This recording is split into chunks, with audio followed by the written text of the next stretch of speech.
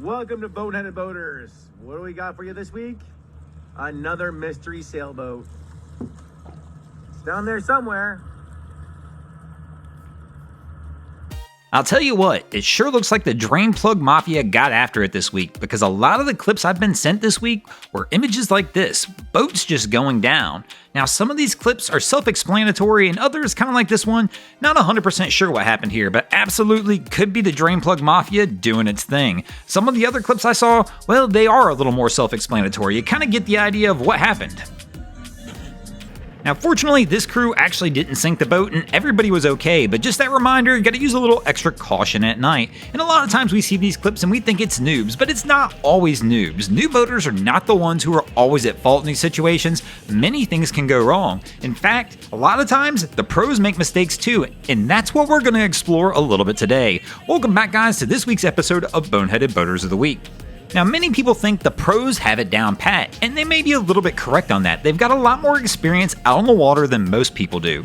But that doesn't mean they're not out there making mistakes like the rest of us. In fact, they're probably just as likely, if not more likely, to make a mistake out on the water than just your everyday casual boater. And the real reason for that is they spend more time on the water. The more you do something, the more likely it is things are going to go wrong. Now, when we're talking about pros on the water, we're not talking about like a professional athlete. We're talking about your merchant mariner, that guy that's paid to be out there. And one of the other things that merchant mariners deal with that most average boaters don't is they don't get to pick the days they're going. If the weather sucks and they've got a job to get out there and do, they've got to get out there and get that job done. It doesn't matter what the conditions are. Now, of course, this increases the chances of things going wrong while they're out there trying to get the job done. Now, of course, this isn't the only incident that occurs. They've got to deal with the googans out there on the water. That's right, the rest of us who get out there and some of those guys who just don't understand the rules of the road so much. And of course, that means that they're going to have to try and get a job done while dealing with these googans who are out there throwing massive wake or getting in the way. Now, I know somebody's already in the comments saying that's probably not a no-wake zone,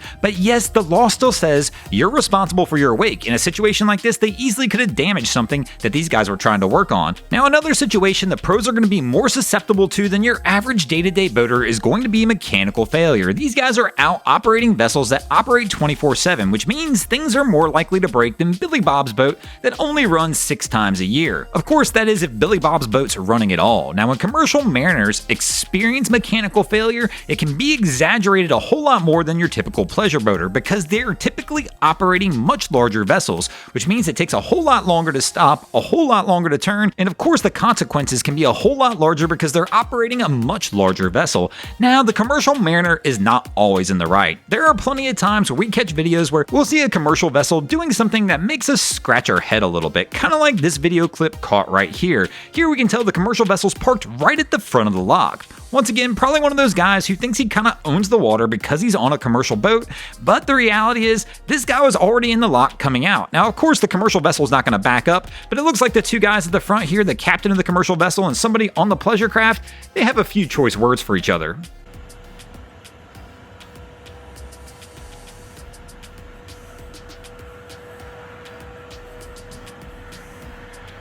I'm sure they're just exchanging a few lovely pleasantries and possibly talking about the weather. Now, your merchant mariner's not the only person who might make some boneheaded moves on the water. Some of your pro drivers like to get out there and do some of the same. Now, the next clip is one of my favorites. What's one of the worst mistakes you could make as a commercial mariner? Well, that's being the guy responsible for loading the boat and dropping the boat snacks.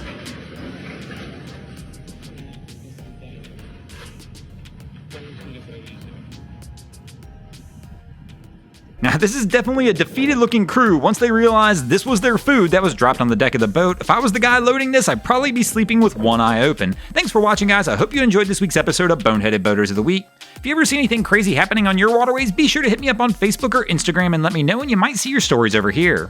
Just like Christian Rudnick, Coldwater Divers, James Hoyland, K-Mac, Lesmito 1983, and Pablo Beckdorf did this week. And if you guys haven't already, go ahead and drop an anchor on the subscribe button here.